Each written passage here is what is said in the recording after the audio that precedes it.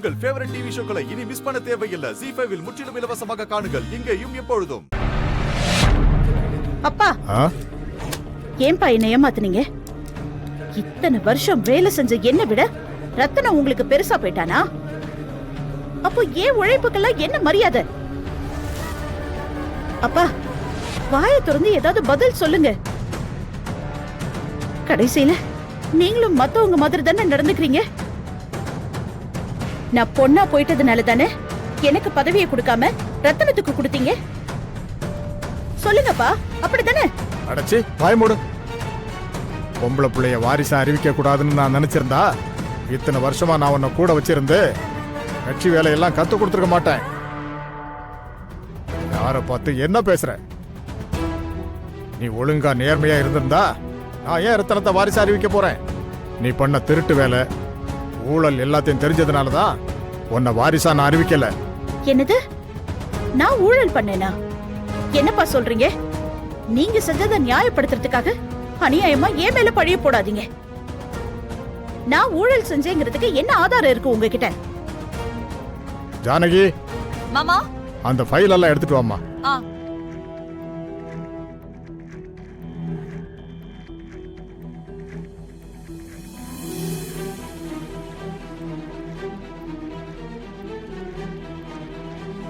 இந்தாங்க.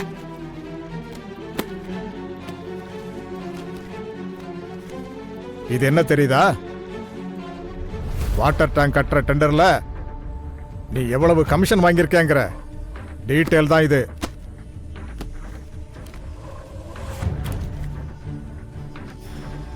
இது என்ன தெரியுமா? சிமெண்ட் ரோடு போடுறதுக்காக கான்ட்ராக்ட்காரங்கிட்ட நீ எவ்வளவு லஞ்சம் வாங்கினங்கிறதுக்கான டீட்டெயில் இது. இது என்ன தெரியுமா? வீட்டு வசதி திட்டத்துல வீடு ஒதுக்கி கொடுக்கறேன்னு சொல்லி யார் யார்கிட்ட எவ்வளவு லஞ்சம் வாங்கியிருக்கேங்கிறதுக்கான லிஸ்ட் இது. ஆதாரம் எல்லாம் கேட்காத. இனிமேலாச்சும் நேர்மையா இருக்க முயற்சி பண்ணு. எல்லாத்துக்கும் காரணம் இவதானா? இப்பதான் எனக்கு எல்லாமே புரியுது. இங்க பாருங்க, உங்க பேராசையால மாமாவுக்கு தான் கெட்ட பேர் வரும். இத்தனை வருஷமா நேர்மையான அரசியல்வாதியா மாமா இருந்திருக்காரு. அவர் மேல கலங்கம் வர மாதிரி நீங்க நடந்துகிட்டதுனாலதான் உங்களுக்கு வர வேண்டிய பதவி உங்களுக்கு கிடைக்காம போச்சு. அதனால உங்க குறுக்கு புத்திய எல்லாம் மூட்டை கட்டி வச்சுட்டு இருக்கிறத வச்சுட்டு நல்லா வாழ பழகிக்கோங்க. அப்பா, போயும் இவ பேச்செல்லாம் கேட்டுக்கிட்டு நான் நடக்கணுமா? இவ நம்ம வீட்டுக்கு வாழ வந்தவ. நான் உங்க பொண்ணு. நான் இவளுக்கு கட்டுப்பட்டு நடக்கணுமா? எனக்கு வாழ வந்த பொண்ணு பிறந்த பொண்ணுங்கிற வித்தியாசம்லாம் இல்ல வேதநாயகி. யாரு நேர்மையா இருக்காங்களோ அவங்களுக்கு மரியாதை கிடைக்கும். ஜானகி நேர்மையா இருக்கா, அதனால அவளுக்கு மரியாதை கொடுக்கறேன்னா நீயும் நேர்மையா இருந்தா உனக்கும் மரியாதை கிடைக்கும். அப்போ இதான் உங்களோட முடிவா? ஆமாம்மா. அப்படின்னா இப்பவே சொத்தெல்லாம் பிரிங்க. சட்டப்படி எனக்கு என்ன சேரணுமோ அதையெல்லாம் என்கிட்ட கொடுங்க. நான் ஏன் விருப்பம் போல வாழ்ந்துக்கிறேன். நீ கடைசியா இங்கதான் வருவேன்னு எனக்கு நல்லாவே தெரியும். அதனாலதான் சொத்து எல்லாத்தையுமே தேவராஜ் பையன் சக்திவேலுக்கும் ஜானகி புள்ள வள்ளி பேருக்கும் எழுதி வச்சுட்டேன்.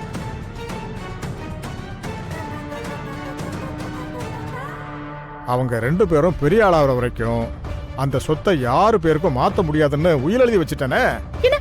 அதனால இனிமே நானே நினைச்சாலும் அந்த உயிலை மாத்த முடியாது.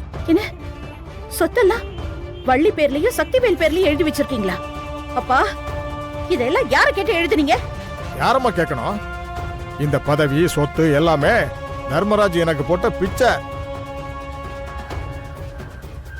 முறைப்படி இதெல்லாம் அவனுக்கு தான் போய் சேர்ந்திருக்கணும். எனக்காக விட்டு கொடுத்தான்.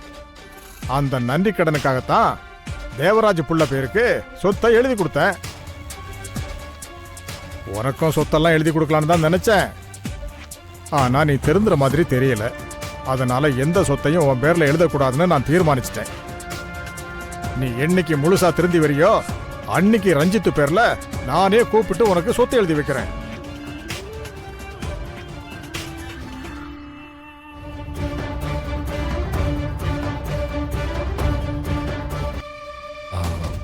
அக்கா என்ன கூப்பிட்டுருந்தீங்க? வாப்பா, நீயும் எனக்கு ஒரு தம்பி மாதிரி தான். எனக்கு பதவி கிடைச்சிருச்சுன்னா உனக்கு ஏதாவது ஒரு பொறுப்பு கொடுத்து கை தூக்கி விட்டுறலான்னு தான் நினைச்சேன். ஆனா விதி யார விட்டுச்சு? நீ கடைசி வரைக்கும் கொடி புடிச்சிட்டு தான் இருக்கணும்னு உன் தலையில எழுதியிருக்கு. நீங்க பாரு, நீ பெருசா வர வேண்டியவன். உன்னோட உழைப்புனாலதான் என் அப்பாவும் ஜெயிச்சாரு. இப்போ என் தம்பியும் ஜெயிக்க போறான். ஆனா நீ கடைசி வரைக்கும் இப்படியே தான் இருக்க போற. ஏன்னா அவங்க உன்னை வளரவே விட மாட்டாங்க.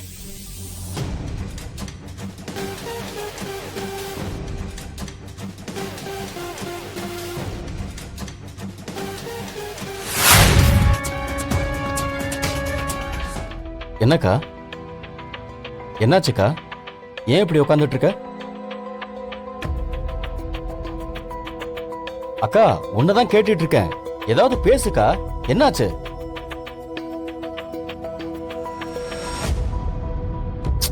அக்கா, இப்ப நீ சொல்ல போறியா இல்லையா?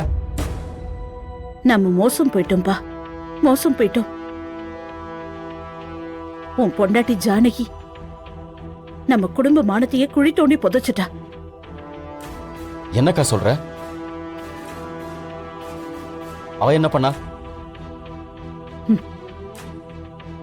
அத சொல்லவே எனக்கு வாய் கூசுது ரத்னம். நம்ம ஜானகி அப்படின்னு நான் மனசு வெறுத்து போய் உட்கார்ந்திருக்கேன். தயவு செஞ்சு என்கிட்ட எதுவும் கேட்காத. என் பொறுமையை ரொம்ப சோதிக்கிறக்கா. ஒழுங்கா என்ன நடந்ததுன்னு சொல்லுக்கா.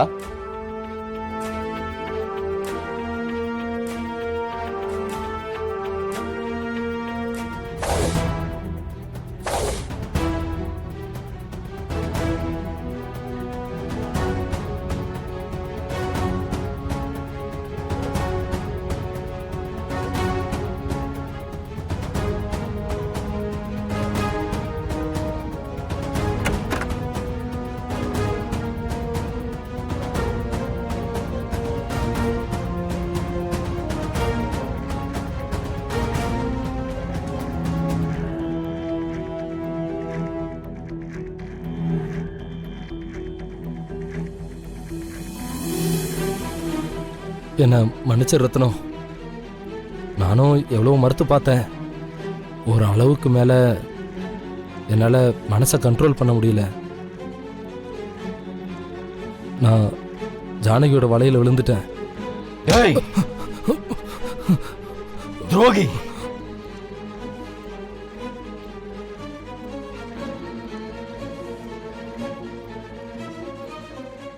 ஜீ5 ஆப்பை டவுன்லோட் செய்து அனைத்து எபிசோடுகளையும் இலவசமாக பாருங்க.